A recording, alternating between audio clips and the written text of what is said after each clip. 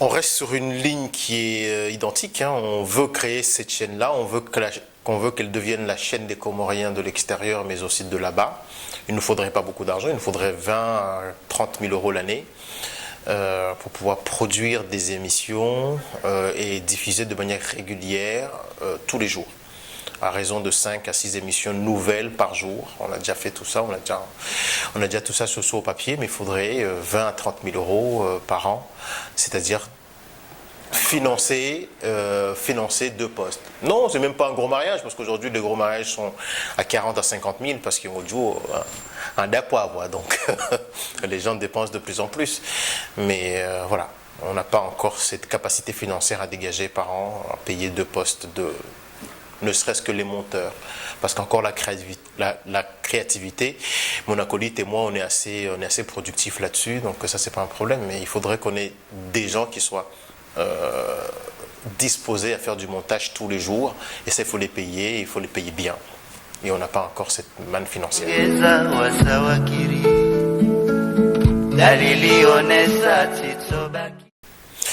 Alors, pour faire simple, non. Non, parce qu'on a échoué sur une chose, c'est d'avoir pensé que nous avions une communauté qui comprenait ce que c'était la levée de fonds et qui pouvait faire confiance à des gens qui entreprennent, ce qui n'est pas forcément le cas. Ou peut-être que nous n'avons pas tapé aux bonnes portes, c'est-à-dire aux personnes qui ont de l'argent et qui pourraient nous faire confiance. On a essayé de faire une levée de fonds, ce qui n'a pas fonctionné. On continue à faire Monty, mais d'une manière très douce, avec des productions qui se font par-ci par-là, et à injecter encore de l'argent de nos poches. Mais de la levée de fonds, je ne pense pas que ça puisse se faire comme ça, puisque nous n'arrivons pas, nous Comoriens, à nous faire confiance sur ça. Il y a beaucoup trop de dégâts qui ont été faits avant qu'on arrive. Donc aujourd'hui, les gens ont très très peur sur ça.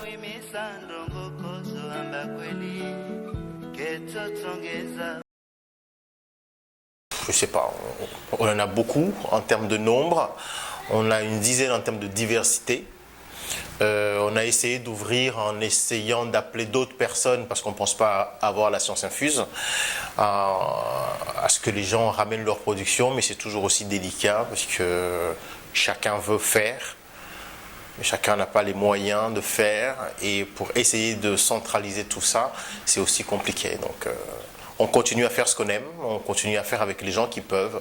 Aujourd'hui, on a un ami qui nous a rejoint, Nabil Moadji, qui fait aussi du très bon travail, du montage. Par exemple, on a été partenaire sur la MTC avec la venue du président pour parler des tirailleurs comoriens, avec la venue, avec aussi l'allumage de la flamme du soldat inconnu comorien sur les Champs-Élysées. On a fait une émission là-dessus, je pense que les gens peuvent la voir sur le web, sur notre chaîne et également sur d'autres plateformes.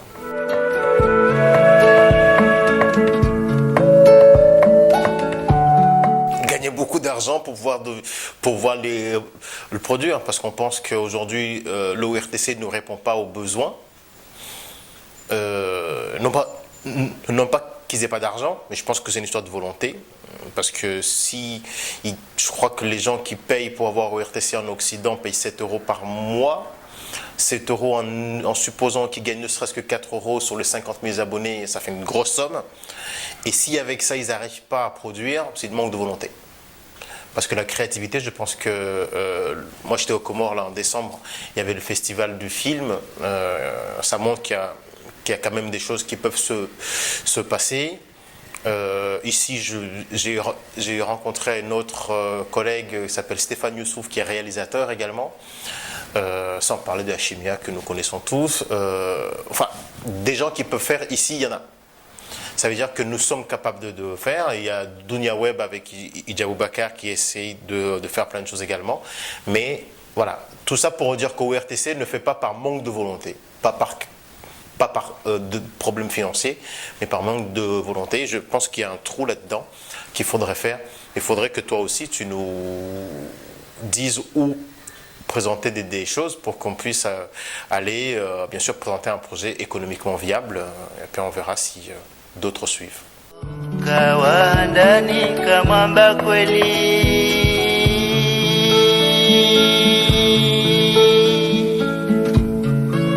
On ne se berce pas d'illusions. En fait, la concurrence est bien. Que beaucoup de gens essaient de faire, c'est bien. Ne sortiront ou ne vivront que ceux qui réussiront à mettre dans la route. Nous ne sommes pas de ceux qui ont peur de la concurrence. Je pense que la concurrence, c'est source de productivité. La différence aujourd'hui, c'est qu'il faudrait peut-être à un moment donné que nous sortions uniquement de la sphère de diffusion qui est Internet et passer sur une box, par exemple, qui serait ou Free ou SFR, etc. Et il y a AfroStream qui est sorti, qui est diffusé chez TF1. Peut-être faire partie d'un bouquet, ça serait source de revenus, mais on n'a pas assez de production qui le permettrait. Mais tout ça, c'est une histoire de finance. Notre modèle économique serait d'avoir ne serait-ce que les 40 premières 1000 euros. Avec les 40 premières 1000 euros, on diffuserait, ça générerait des vues, qui finiraient par générer de la publicité, qui finiraient par générer de la visibilité, qui finiraient par générer... Voilà, c'est un serpent qui se mord la queue, mais on fait partie de ceux qui croient en ce qu'ils font. Et jusqu'ici, je ne pense pas me tromper. Donc, avec mon acolyte Farouk Djamili, on est têtu et on essaie de faire des belles choses. Donc voilà.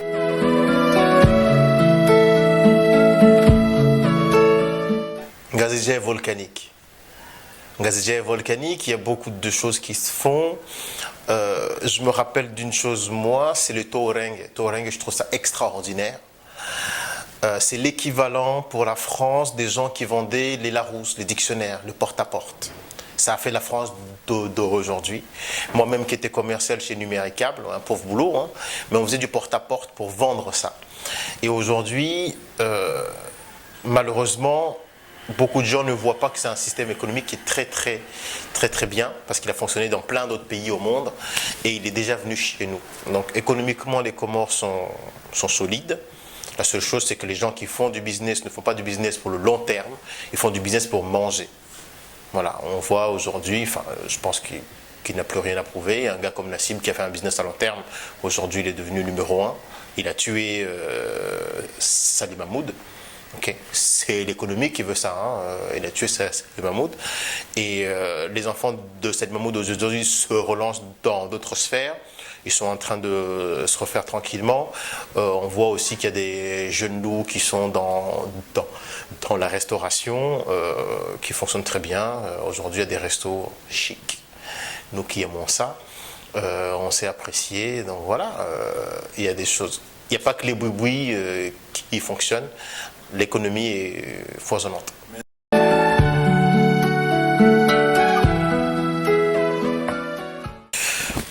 Je dirais que oui et non. Aujourd'hui, on peut créer une boîte aux Comores plus rapidement qu'en France.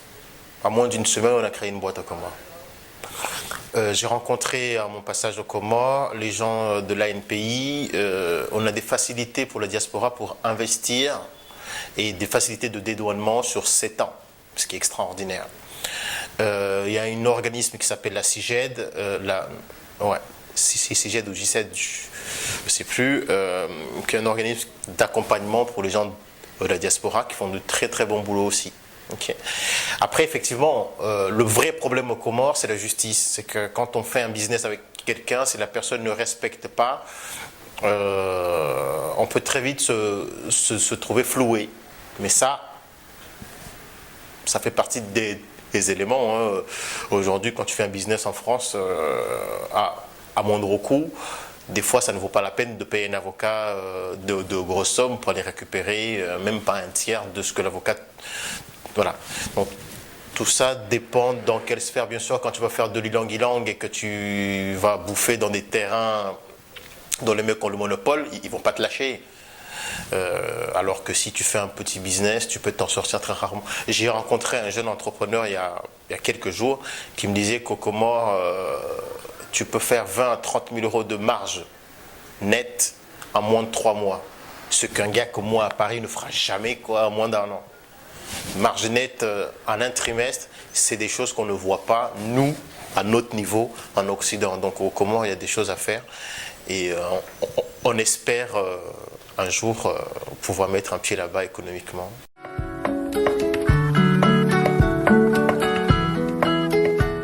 Et c'est bien les machououli.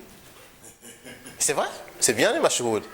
En fait, il ne faut pas opposer tout ça. Celui qui a de l'argent, celui dont son amusement est le match, oui, il a le droit. Moi, ce qui me gêne un peu là-dedans, c'est que quelqu'un aille faire le match et puis il revienne, il recommence sa vie à zéro parce qu'il a dépensé son crédit CTLM de 70 000 euros et puis il se retrouve à manger des patates.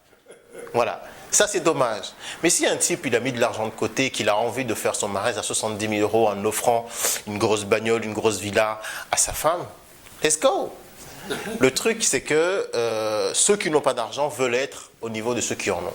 Ça, c'est délicat. Mais le mariage lui-même, non, je trouve que c'est bien de faire de très beaux mariages. Moi, j'ai vu des mariages ici. Franchement, toi et moi, on ne pourrait pas se les payer. Donc, qu'on fasse ça chez nous, c'est cool. Tout le monde, les États-Unis aujourd'hui, ils vivent à crédit. Les Comores font partie du monde. Il ne faut pas qu'on se mente. Les Comores font partie du monde. Les Américains vivent à crédit avec des cartes de crédit. Les Comores vivent à crédit avec le HADA. Donc, le tout est de trouver sa place. Et tant qu'on trouve sa place, sans se mentir, voilà le vrai problème.